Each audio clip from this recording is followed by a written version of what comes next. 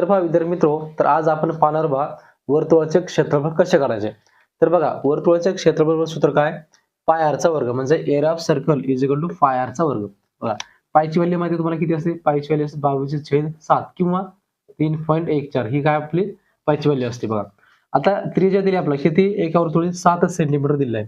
या वर्तुळाचा आपला क्षेत्रफळ काढायचा आहे. तर सूत्रामध्ये जसं किंमत ठेवा, बायची किंमत 22/7 गुणिले आर म्हणजे काय 7 गुणिले 7 म्हणजे त्रिज्या. आता काटाकाटी 7 1 7 7 7 काढलं तर उरलं काय 22 गुणिले 7. बघा या दोघांचा गुणाकार 7 2 14 4 हाताला 1 7 2 14 1 15 म्हणजे 154 सेंटीमीटरचा वर्ग. हे जर आपल्या पहिल्या वर्तुळाचं क्षेत्रफळ. आता इथे बघा डायरेक्ट आर बरोबर दिले म्हणजे त्रिज्या बरोबर. आता याचं क्षेत्रफळ काढते वर्तुळाचं.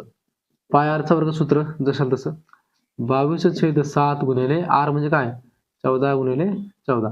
आता काटाकाटी करा 7 1 7 7 2 14. तर 22 गुणिले 14 गुणिले 2. याचा सरळ गुणाकार केला. आता 22 गुणिले 2 किती येते 44 आणि गुणिले इथं 14. आता गुणाकार करायचा 14 × 56 6 चाले 5 14 × 56 6 61 म्हणजे 616 सेंटीमीटरचा वर्ग म्हणजे 616 आलं. तर विद्यार्थ्यांनो तुम्हाला जर समजलं असेल तर आर बरोबर 21 याचं तुम्ही उत्तर काढा आणि मला कमेंट बॉक्समध्ये नक्की कळवा.